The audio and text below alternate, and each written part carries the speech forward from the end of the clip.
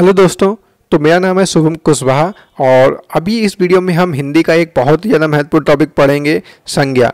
देखो, इतनी आसान तरीके से इसको पढ़ेंगे कि अगर आपने इसको कभी पहली बार तो इसमें कुछ है नहीं, ठीक है। अगर पहले कभी पढ़ा है या नहीं पता है फिर भी आपको सब कुछ एक बार में ही समझ में आ जाएगा। वीडियो के लास्ट में आपसे हम फीडबैक लेंगे कि मैंने जो कोशिश की क्या वो सफल हो पाई या नहीं। तो सबसे पहले देखते हैं, लिखा हुआ है ऊपर संज्ञा, हेडिंग पड़ी हुई है ना। पहले परिभाषा जो इन्होंने दी हुई है ना, यहाँ पर दी हुई है, उसे पढ़ेंगे, उसके बाद मैं आपको समझाऊंगा, ठीक है। लिखा हुआ है संज्ञा का शाब्दिक अर्थ होता है नाम। मतलब कहने का मतलब क्या है कि आप अपने आसपास में जो भी चीज़ देख रहे हो, चाहे फिर वो कुर्सी हो, चाहे आपके पास में भी हाथ में मोबाइल है ना, इसको जो आप मोबाइल बोल रहे हो है ना, तो आप एक शब्द का यूज कर रहे हो, ये कोई इलेक्ट्रॉनिक चीज़ है उसके लिए, है ना। जैसे कि आप कुर्सी पे बैठे हुए हो तो एक कोई धातु की बनी हुई चीज़ है, उसके लिए तुम एक नाम का यूज कर रहे हो, कुर्सी, है ना। जो तुम ये शब्द यूज कर रहे हो, कुर्सी या मोबाइल, है ना, तो ये ही शब्द जो है वो संज्ञा है। चलिए आगे देखते हैं।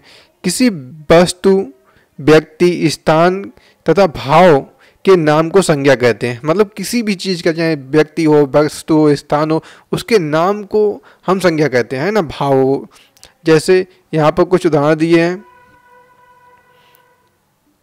राम, वाराणसी, राजमहल, बहादुरी, रामायण। देखो, राम किसी व्यक्ति का नाम है, वाराणसी किसी जगह का नाम है, महल किसी स्थान का नाम, मतलब भाई जगह या कोई चीज़ का नाम है, बहादुरी की कोई गुण है ना, रामायण किसी पुस्तक का नाम है ना, या ग्रंथ का नाम है।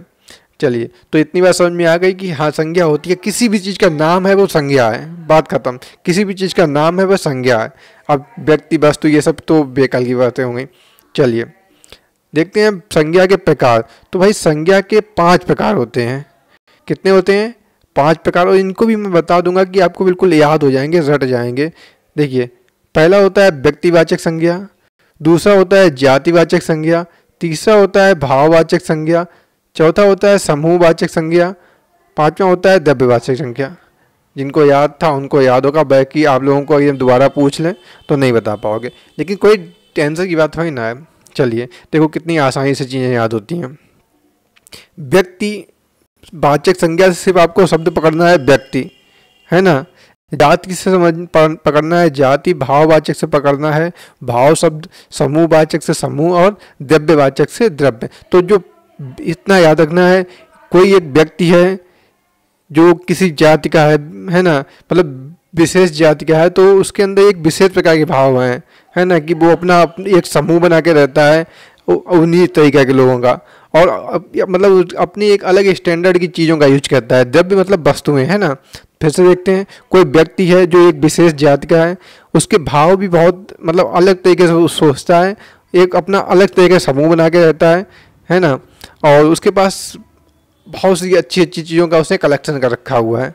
तो व्यक्ति हो गया, एक जाति का हो गया, उसकी अपनी एक अलग तरह का भाव है, और एक उसका उन्हीं तरह का मतलब उसी जात के लोगों का समूह है, और वो बहुत ही अच्छी मतलब अलग अलग तरह की वस्तुओं को एकत्र करके रखता है। अभी देखो इसका यूज कैसे होगा। अभी सिर्फ आपको यहाँ पे 5 भेद थोड़े बहुत याद हो गए होंगे, थोड़ा सा इसको इमेजिन करो, उसके बाद अच्छे से समझ में आ जाएगा।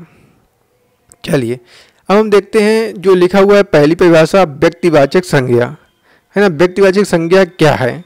तो व्यक्ति, यहाँ पे समझते हैं, जिस शब्द से किसी एक विशेष व्यक्ति, वस्तु, स्थान आदि का बोध होता है उसे हम व्यक्तिवाचक संज्ञा कहते हैं। मतलब एक विशेष, मतलब ये है कि जो शब्द यूज किया जाएगा वो सिर्फ उसी के लिए यूज किया जाएगा। ये नहीं कि उस शब्द का यूज हम 2-4 लोगों के लिए कर रहे हैं, है ना। ये समझ लेना कि हाँ, अगर जो शब्द यूज हो रहा है वो उससे सिर्फ एक को इंडिकेट किया जाएगा, ठीक है। जैसे यहाँ पर आप अब देख रहे हैं राम लिखा हुआ है, राम लिखा हुआ है, राम मतलब राम के लिए यूज हो रहा है, वो एक विशेष व्यक्ति है। कृष्ण एक विशेष व्यक्ति, सिर्फ उसी के लिए, ये नहीं कि पूरा समूह या कुछ। सीता एक विशेष व्यक्ति के लिए, है ना। जैसे गंगा है, एक विशेष नदी के लिए है, कि बहुत सी गंगाएं नदी होंगी, नहीं, है ना। यमुना है, एक विशेष नदी है। गोदावरी है एक, मतलब कुल मिला के कहने का मतलब ये है कि जो शब्द विशेष के लिए यूज किया जाता है ना, कोई समूह नहीं होता। जैसे दिल्ली यहाँ पे दिखाया जा रहा है, तो दिल्ली एक विशेष जगह का नाम है, ये तो है कि बहुत सारी दिल्ली हैं, नहीं ना।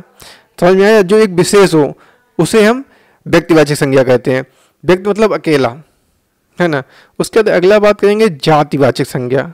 अब देखो किसी व्यक्ति का नाम है तो वो हमारा आ जाएगा व्यक्तिवाचक संज्ञा में, मतलब किसी एक चीज़ का नाम हो। उसके बाद बात करेंगे उसी की तरह की बहुत सी चीज़ें हों, जैसे किसी एक कास्ट को ले लेते हैं, है ना, तो उस कास्ट के बहुत से लोग हो जाएंगे तो वो हमारा जातिवाचक आ जाएगा। तो जात से ऐसे रिलेट कर सकते हैं, जैसे अभी यहाँ पे अब की हम बात करेंगे, जैसे यहाँ पर पहले परिभाषा देख लेते हैं। जातिवाचक संज्ञा में जिस शब्द से एक ही जाति के अनेक प्राणियों या वस्तुओं का बोध हो उसे हम जातिवाचक संज्ञा कहते हैं। ठीक है, एक ही जाति के अनेक प्राणियों का वस्तुओं का बोध हो। ठीक है, अब समझते हैं। जैसे यहाँ पर लिखा हुआ है कलम, तो देखो कलम जैसे आपने लेके आए तो आपका कोई भी कंपनी का हो सकता है, चाहे मतलब रोलेक्स का हो आपका, चाहे सेलो का हो, मतलब किसी भी कंपनी का एक कलम हो सकता है। ये तो नहीं है कि मतलब कलम एक विशेष के लिए, कलम तो बहुत प्रकार के हो सकते हैं। जैसे पुस्तक है तो भाई पुस्तक कोई भी हो सकती है, रिच डैड पुअर डैड हो गई, आपकी हिंदी की हो गई, एक दर्पण हो गई, यूथ की हो गई, है ना, ये सारी बुक है। तो ये बुक मतलब ये पूरा समूह है, इसके अंदर बहुत सी चीज़ें आ जाती हैं अपनी ही तरह की, है ना। दूध हो गया, दूध तो भाई जरूरी तो है कि एक ही दूध हो, गाय का हो सकता है, भैंस का, बकरी का, किसी भी तरह का दूध एक समूह तरह का है। जैसे कुर्सी है, कुर्सी शब्द का यूज किया गया, तो ये जाति है पूरी एक। इसके अंदर बहुत सी, लकड़ी की कुर्सी हो सकती है, प्लास्टिक की हो सकती है आपकी, चाहे स्टील की हो सकती है। घर, घर कोई ये थोड़ी है कि एक ही है, घर तो कोई सा हो सकता है। इधर ये तुम्हारे पास पड़ोसी का घर हो सकता है, उनका घर हो सकता है, तुम्हारे सामने वाला घर हो सकता है ना। विद्यालय, अब विद्यालय की बात करें तो भैया एक ही विद्यालय तो है कि पूरे एक ही विशेष विद्यालय। विद्यालय कोई SBM हो सकता है, सरस्वती विद्या मंदिर हो सकता है, CPVN हो सकता है, ऐसा करके कोई भी विद्यालय हो सकता है ना। एक मतलब ये एक समूह को बताता है ना। बात समझ में आ गई होगी। जैसे पहाड़ है, पहाड़ कोई एक तो है नहीं, हजारों पहाड़ हैं, अलग अलग उनके नाम है। जैसे कुत्ता है, कुत्ता है कोई एक थोड़ी ना होगा, अलग अलग ब्रांड के कुत्ते होते हैं। ऐसी सारी चीज़ों में मतलब जिसके अंदर बहुत से ब्रांड आ जाएं तो वहाँ पर एक जाति हो जाएगी, है ना। बात समझ में आ रही है। अब समझते हैं आगे अगली परिभाषा क्या है। भाववाचक संज्ञा। भाव मतलब फीलिंग, है ना। जिन शब्द से किसी के गुण, दोष, दशा, स्वभाव, भाव आदि का बोध होता है उसे हम भाववाचक संज्ञा कहते हैं।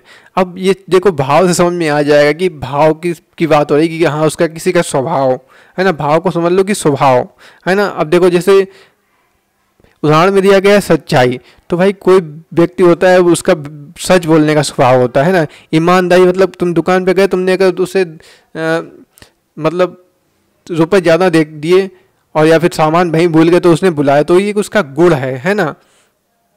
बात समझ में आ रही है। तो इस उसका ईमानदारी का भाव है। ठीक है, गर्मी है एक फीलिंग है ना, फील होता है गर्मी है। वीरता, देखो कोई व्यक्ति एकदम साहसी है, वीर है, तो उसका एक गुण है ना, भाव है कि हाँ वो है। लड़कपन, लड़कपन उसका एक भाव ही तो है कि हाँ वो एकदम मतलब उससे बात करो तो वो एकदम लड़ पाता है ना। खुशी का एक भाव ही तो होता है। इससे कोई व्यक्ति हमेशा खुश रहता है या मतलब कोई खुश हुआ तो ये उसके अंदर फीलिंग आई ना। बुढ़ापा, बुढ़ापा भी एक भाव ही तो है ना। हरियाली भी एक भाव ही होता है। जीवनी, वो जवानी, जवानी एक उम्र भाई भाव के अंदर आ जाता है। गरीबी भी एक भाव आ जाता है। बात समझ में आ रही है। मैंने मतलब एक थोड़ा समझ में आ रहा होगा आप लोगों को जो मैं कहना चाह रहा हूँ चीज़ को, है ना। तो इस तरह से परिभाषा उसको समझो कि हाँ पांच ही तो, पांच को आप डिवाइड कर सकते हैं कि हाँ ये कौन सी संज्ञा के अंतर्गत आएगा, है ना। ऊपर की जैसे मैंने बोला था सबसे पहले व्यक्तिवाचक संज्ञा, है ना। व्यक्तिवाचक मतलब एक विशेष नाम है, मतलब उस ये नहीं कि उसकी तरह बहुत हो, वो किसी एक के लिए लिया गया है। वैसे दूसरा मतलब जाति वाला बोला तो मैंने कहा था इसके अंदर समूह आ जाएगा पूरा, है ना। जिस भी चीज़ का मतलब जो, जैसे मैंने अगर कलम बोला था तो उसके अंदर बहुत से ब्रांड आ जाएंगे। कुत्ता बोला तो कुत्ते की भी बहुत से ब्रांड होते हैं। पहाड़ है तो पहाड़ के अंदर बहुत से पहाड़ आ जाएंगे ना, अलग अलग नाम के। वैसे ही भाव की बात की तो इसके अंदर गुण, दोष, है ना, गुण, दोष, दशा, स्वभाव, ये सब मैंने बताया, है ना। गुण दोष की बात हुई तो वहाँ पे भाववाचक संज्ञा होती है। अब चलते हैं अगला क्या है, समूहवाचक संज्ञा। समूहवाचक संज्ञा, समूहवाचक संज्ञा में क्या होता है, जो संज्ञा शब्द एक किसी समूह या समुदाय का बोध कराते हैं उसे हम समूहवाचक संज्ञा कहते हैं। अब ये जातिवाचक और समूहवाचक में काफ़ी अंतर है। ये देखो, जहाँ पे समूह की बात होगी, समूह मतलब एक किसी चीज़ का गुच्छा है ना, मतलब वहाँ पर एक ही तरह के बहुत से लोग हों, उसी को तो समूह बोलते हैं। अब देखिए, जैसे भीड़ है तो भीड़ मतलब लोगों का समूह होता है, सेना सोल्जर्स का समूह होता है, जुलूस लोगों का समूह होता है ना। खेल खिलाड़ी, मतलब खेल क्या है, खेल तो भैया खेल भीड़ से देख लेते हैं। ये उदाहरण थोड़ा सा अलग लग रहा है, लेकिन इनको ये वाली आसानी समझ में आ जाएंगे। भीड़ है, समूह तो होती है, लोगों का समूह होता है, सेना सोल्जर्स का समूह होता है, जुलूस एक विशेष बात के लिए कोई समूह होता है। बात समझ में आ रही। तो जहाँ पे समूह की बात हो वहाँ समूहवाचक संज्ञा कुछ है ही नहीं। अगला प्रश्न देखते हैं। अगला है द्रव्यवाचक संज्ञा। देखो, कुछ लोग द्रव्य और द्रव में कंफ्यूज होते हैं। देखो भैया, द्रव मतलब लिक्विड होता है और द्रव्य मतलब पदार्थ होता है। अब द्रव्य के अंदर सॉलिड, लिक्विड, गैस ये सब आ जाते हैं, है ना, लेकिन द्रव के अंदर सिर्फ और सिर्फ लिक्विड आता है। बात समझ में आ रही। तो द्रव्य का भाग होता है एक द्रव। बात समझ में आई। तो इसमें कंफ्यूज में जो है, बहुत से लोगों को ये गलती कर देते हैं। चलिए देखो, जो संज्ञा शब्द किसी द्रव, पदार्थ, धातु आदि का बोध कराते हैं उसे हम द्रव्यवाचक संज्ञा कहते हैं। सिर्फ द्रव्य की बात नहीं हो रही, द्रव्य की बात हो रही। इसमें ठोस, द्रव, गैस, धातु, अधातु सब आ जाएंगे, है ना। जैसे स्टील, घी, सोना, ये तो आप सही से ही देखेंगे कि हाँ ये कोई मतलब द्रव्य की बात हो रही, तो वहाँ पे आप बता देंगे कि हाँ ये द्रव्यवाचक संज्ञा है। ठीक है, तो उम्मीद करते हैं इसमें कुछ ऐसा था नहीं। और हाँ, अगर वीडियो पसंद आया हो तो वीडियो को लाइक करते चलना। अगर हो सके कि हाँ मतलब तुम्हें कोई प्रॉब्लम नहीं है तो चैनल को सब्सक्राइब कर लेना। और ज़्यादा ही प्रेम उमड़ पड़े कि नहीं भैया बहुत अच्छा समझा दिया तो वीडियो को शेयर कर देना। लेकिन इतना तो अच्छा मैंने समझाया नहीं है तो शेयर कर रहने, तो तुम लोग लाइक और सब्सक्राइब कर दो। और अगर तुम लोग नीचे कमेंट कर दोगे कि नहीं ऐसी बात है सर, ये मतलब अच्छा लगा, ये बता दो कि नहीं बहुत घटिया पढ़ाया, मतलब जो भी आपकी भावनाएं हों वो नीचे कमेंट कर दो। तो ऐसा लगता है कि हाँ लोगों मेरा ये वीडियो बनाने का लोगों के ऊपर कोई प्रभाव पड़ा है। तो उम्मीद करते हैं हम आप हमारी फीलिंग को समझे होंगे। मिलते हैं कोई अगले वीडियो के साथ में। अपना ख्याल रखें, घर पर रहें। ठीक है, बाय बाय।